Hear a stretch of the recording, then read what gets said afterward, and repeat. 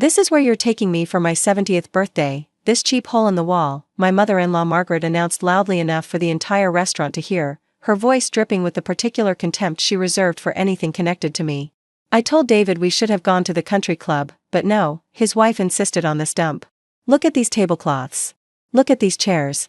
My book club wouldn't be caught dead here.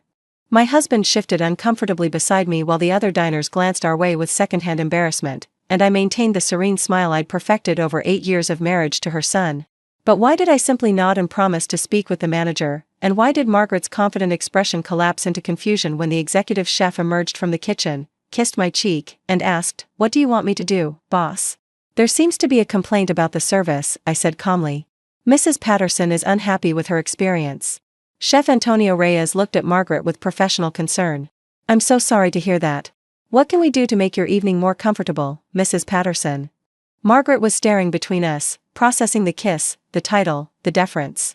"Boss," she repeated. "Did he just call you boss?" "He did." I gestured to the elegant dining room around us, the subtle lighting, the carefully curated artwork, the table spaced for intimate conversation. "Welcome to Luminera, Margaret. My restaurant. The cheap hole in the wall, you've been eating it every month for 3 years without realizing who owned it." The color drained from her face. "That's impossible. You can't, you work at that little catering company. I own a hospitality group. 3 restaurants, a catering division, and a culinary consulting firm." I smiled. "The little catering company you've been dismissing for 8 years is worth approximately $12 million. This location alone has 2 Michelin stars." Margaret sat down heavily in the chair she'd just criticized.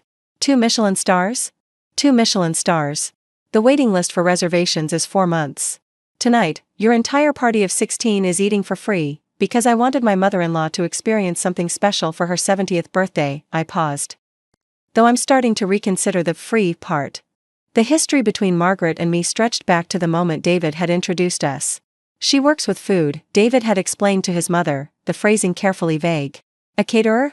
Margaret had asked, her tone suggesting caterers ranked somewhere between house cleaners and the people who collected garbage. Something like that. The conversation had established the dynamic that would persist for 8 years.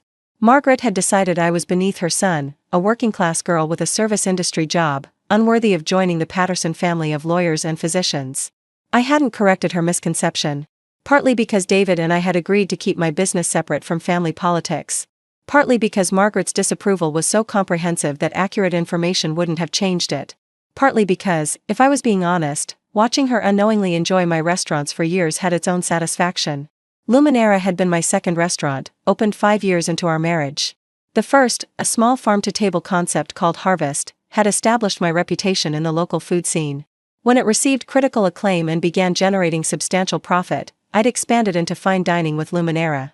The restaurant had been an immediate success, innovative tasting menus, locally sourced ingredients, a wine program that attracted serious collectors.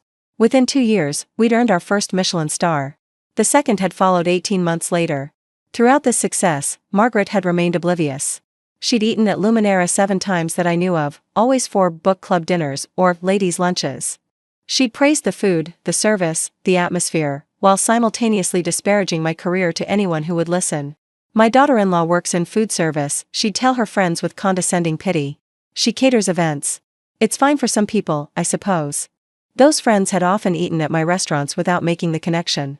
The culinary world and Margaret's social world overlapped without her awareness. Until tonight. David had known about the revelation I'd planned. "Are you sure about this?" he'd asked when I'd proposed hosting Margaret's birthday at Luminera. "She's been insulting my career for 8 years. She's been eating at my restaurants without acknowledging their quality because acknowledging it would mean acknowledging me. Tonight, she'll have to face what she's been dismissing. She'll be humiliated. She's spent 8 years humiliating me. A single evening of realization seems proportionate. What if it damages the relationship permanently? What relationship? She tolerates me because you married me. She doesn't respect me, doesn't value me, doesn't see me as part of the family. Maybe this will change something. Maybe it won't. But I'm done pretending not to notice her contempt." David had agreed reluctantly, understanding my frustration even as he worried about the fallout. The birthday dinner proceeded with an atmosphere of stunned recalibration. Margaret's 15 other guests, sisters, cousins, longtime friends, had also been unaware of my connection to Luminera. They'd chosen the restaurant for Margaret's celebration based on its reputation, never connecting it to the daughter-in-law Margaret consistently dismissed. "You own this place?" Margaret's sister Barbara asked, looking around with new eyes. "I do. Along with 2 other restaurants and a catering company." "But Margaret always said you worked at a little catering business." "Margaret says many things that aren't accurate. It's not my responsibility to correct every misconception she chooses to maintain." Margaret herself had recovered enough to speak. "Why didn't you tell me?" "You never asked. You decided within 5 minutes of meeting me what I was worth, and you've never updated that assessment." I sat down at the head of the table, my table, in my restaurant. Every time I tried to discuss my work, you changed the subject or made dismissive comments. Eventually, I stopped trying. I would have been interested. Would you? When I mentioned opening my second location, you said, "That's nice," and asked David about his cases. When I won the Rising Chef Award, you didn't respond to the email I sent. When this restaurant received its first Michelin star, you told David it was a shame Vivian can't find a more stable career. I didn't know. You didn't want to know. That's different. The courses arrived throughout the evening, each one more exquisite than the last. Chef Antonio had designed a special tasting menu for the occasion: delicate amuse-bouches, perfectly composed salads, proteins cooked with precision, desserts that balanced innovation with comfort. Margaret ate in silence for most of the meal, her earlier complaints forgotten in the face of food that contradicted every assumption she'd made. "This is extraordinary," Barbara said after the fish course. "I've eaten here 3 times and somehow missed that it was connected to the family." "Vivian prefers keeping her professional life separate," David said carefully. "We don't advertise the connection." "But the quality, Margaret, you've been here before. Surely you noticed." "I noticed the food was good." Margaret's voice was stiff. "I didn't know my daughter-in-law was responsible." "Would it have mattered?" I asked. "Would you have praised the restaurant less if you'd known I owned it?" Margaret didn't answer. We both knew the answer was yes. The cake was served after the entrees, a custom creation from my pastry chef, layers of dark chocolate and raspberry with edible flowers spelling, "Happy 70th.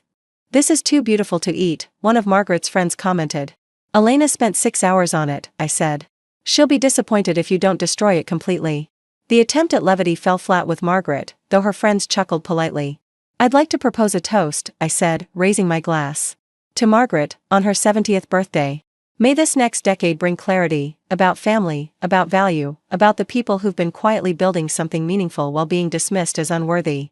The words were pointed enough to register without being openly hostile. Margaret's friends shifted uncomfortably. David gave me a warning look. To Margaret, the table echoed uncertainly. After dinner, Margaret asked to speak with me privately. We stepped onto the restaurant's small patio, where carefully maintained plants created an urban garden atmosphere. "You planned this," she said. "This whole evening was designed to humiliate me. I planned a beautiful birthday dinner at one of the city's best restaurants. You humiliated yourself by loudly calling it a cheap hole in the wall, before you even tasted the food, because I didn't know. Because you didn't look. Because you assumed that anything connected to me must be inferior. Because your prejudice against my background blinded you to what was right in front of you. I never said you were inferior. You've implied it for 8 years. Every time you asked about my little catering business with that condescending tone. Every time you suggested David could have done better. Every time you introduced me as my son's wife, without including my name. That's not. It is. I have the memories, Margaret. Every slight, every dismissal, every moment when you made clear I wasn't what you wanted for your son. Tonight was supposed to be a gift, a chance to celebrate your birthday with exceptional food and service. Instead, you chose to insult my work before giving it a chance." Margaret was quiet for a long moment. "I didn't know," she said finally. "I genuinely didn't know this was your restaurant. Would knowing have changed your behavior?" I don't know. That's an honest answer, at least." I looked out at the city lights beyond the patio. "I'm not asking you to love me, Margaret. I'm asking you to see me. To acknowledge that I'm a competent professional who's built something meaningful. To stop treating me as an embarrassment to the Patterson family." "I never said you were an embarrassment. You called my restaurant a cheap hole in the wall in front of your entire guest list. You've dismissed my career as working with food for 8 years. You've suggested to David multiple times that he married beneath himself." I turned to face her. At what point does the cumulative evidence become undeniable? The conversation didn't resolve anything immediately. Margaret wasn't capable of instant transformation, too many years of assumptions, too much pride invested in her version of reality. But something had cracked. The certainty she'd maintained about my inadequacy had collided with evidence she couldn't dismiss. "I need time to process this," she said finally. "Take all the time you need. I'm not going anywhere." Neither is my restaurant, my company, or my marriage to your son. I didn't mean to hurt you. Intent and impact are different things. You may not have meant to spend 8 years making me feel unwelcome in your family. But you did. Meaning to or not doesn't erase the effect. We returned to the table separately, Margaret needing a moment to compose herself, me needing a moment to release the tension I'd been carrying. The birthday dinner ended more quietly than it had begun. Margaret's friends seemed uncertain how to navigate the revelation, praising the food while side-eyeing the family drama they witnessed. Some approached me privately to express appreciation for the meal, carefully avoiding commentary on the larger situation. This was lovely, Barbara told me as she left. I'm sorry for what Margaret said earlier. She doesn't always think before she speaks. She thinks plenty. She just doesn't filter her thoughts when she believes she's superior. Barbara winced but didn't disagree. David and I drove home in contemplative silence. That was intense, he finally said. It was necessary. Was it? We could have continued. Continued what? Another 8 years of pretending not to notice her contempt? Another decade of hiding my success because it might upset her worldview? I shook my head. I've built something I'm proud of. I shouldn't have to minimize it to protect your mother's ego. I'm not saying you should minimize it.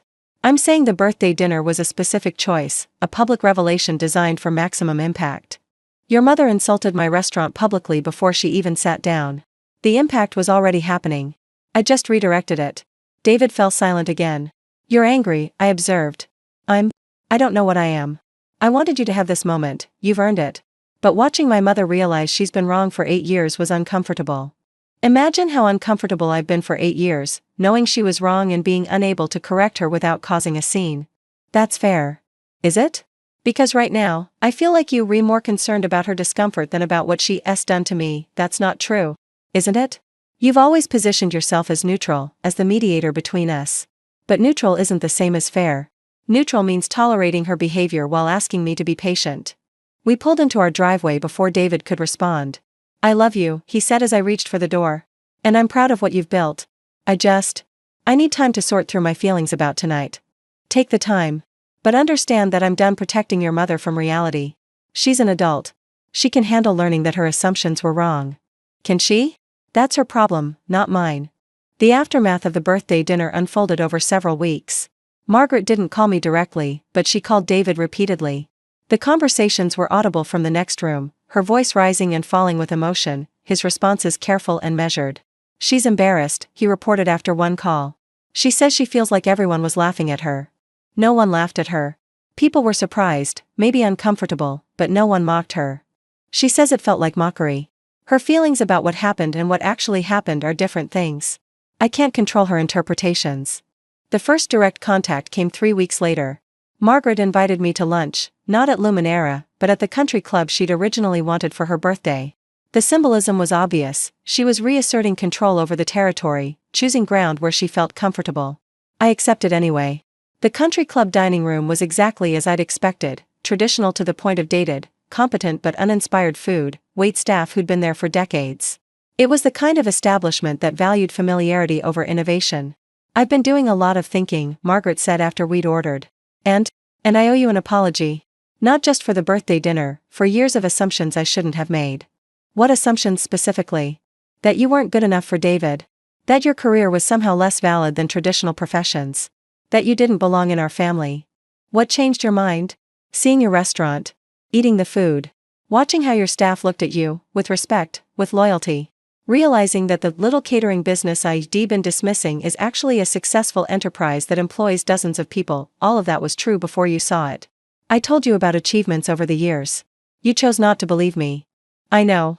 I'm not making excuses. I'm explaining what finally penetrated my stubbornness. The apology was more comprehensive than I'd expected. Margaret walked through specific incidents, times she'd been dismissive, comments she'd made, ways she'd treated me as less than her biological daughters. She acknowledged the pattern, took responsibility for it, and expressed genuine remorse. I can't undo 8 years, she said. But I'd like to do better going forward. If you'll let me. What does better look like to you?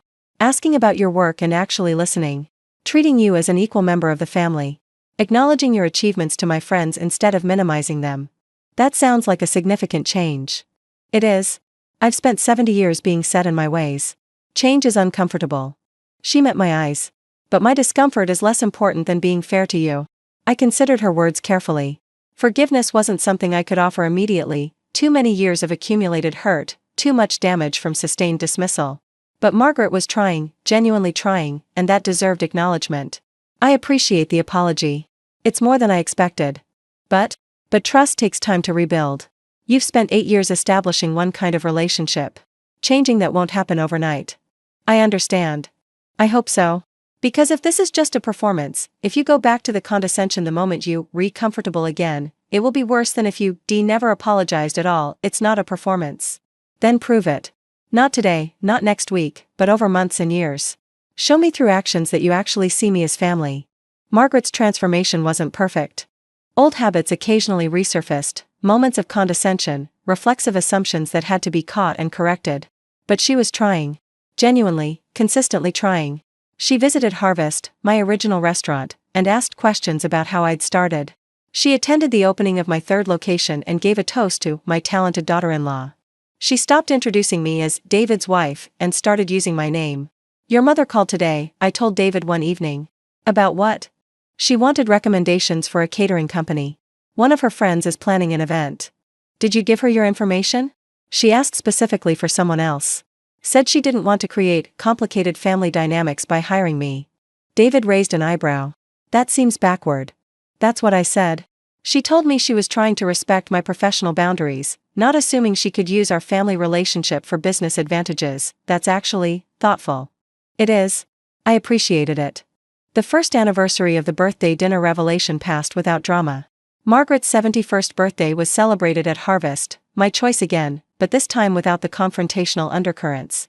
She arrived knowing exactly what the restaurant was, who owned it, and why her daughter-in-law had built something worthy of celebration. Thank you for hosting this, she said as the evening wound down. Thank you for giving the food a fair chance this time. She laughed, a genuine sound, unburdened by the defensiveness that had characterized our earlier interactions. I deserved that. I was awful last year. You were. But you've been better since. That's what matters now. The relationship that emerged from the revelation wasn't the warm, close mother-daughter bond that some families achieve. We'd both carried too many years of baggage, accumulated too many hurts that couldn't be fully erased. But we'd built something functional, something respectful, something that no longer required me to minimize my success or pretend not to notice her contempt. Margaret had learned to see me, not as the inferior girl who'd married her son, but as a professional who'd built something meaningful. The Michelin stars, the successful locations, the employment of dozens of people who depended on my vision, all of it had finally penetrated her resistance. And I had learned to give her credit for changing, even if that change had required dramatic revelation to begin. Chef Antonio asked me once why I'd kept my ownership hidden from Margaret for so long. She needed to learn for herself, I said. If I'd told her directly, she would have dismissed it as exaggeration. Seeing it, experiencing the food, the service, the quality, forced her to confront reality. But you could have revealed it sooner. I could have. But sooner would have felt like bragging. Later felt like education. And the birthday dinner? That was revenge. I smiled slightly. Not proud revenge, maybe. But satisfying revenge. She'd spent 8 years calling my work inferior. Watching her realize she'd been eating at my cheap hole in the wall for 3 years and praising it, that was worth the wait. The hospitality group continued to grow. 2 more locations opened in the years following Margaret's revelation, a casual concept that made my cooking accessible to more people, and a rooftop venue that became the city's premier event space. Margaret attended both openings as an invited guest, not as an obligation. She brought friends, recommended the restaurants to her social circle, and took genuine pride in being associated with the success. My daughter-in-law owns this place, I'd overhear her telling people. Not my son's wife. Not someone who works with food. My daughter-in-law. Owner. Creator. Family. 8 years of dismissal hadn't been erased by one birthday dinner. But the dinner had created a rupture in Margaret's carefully maintained worldview, a crack through which reality could finally enter. The woman who'd spent years not seeing me had been forced to open her eyes. What she saw had surprised her. What she'd learned about herself had humbled her. And what came after, the apology, the effort, the gradual rebuilding, had created something better than what we'd had before. Not perfect. Not the warm relationship I'd wanted when I married David. But real. Honest. Built on mutual acknowledgement rather than sustained pretense. She called my restaurant a cheap hole in the wall in front of 16 guests at her own birthday dinner. She demanded to speak to the owner about the disgusting service. When the chef came out and called me boss, when I revealed that I'd owned this 2 Michelin-star establishment for 3 years while she ate here unknowingly, when the daughter-in-law she dismissed as working with food turned out to be a $12 million hospitality entrepreneur, her world shifted. 8 years of assumptions collapsed in one evening. She'd been enjoying my cooking, praising my restaurants, celebrating at my venues, while simultaneously dismissing my career to anyone who would listen. The revelation wasn't kind. It was necessary. And what came after, the apology, the effort, the gradual recognition that I'd always been more than she allowed herself to see, was worth the 8 years of waiting.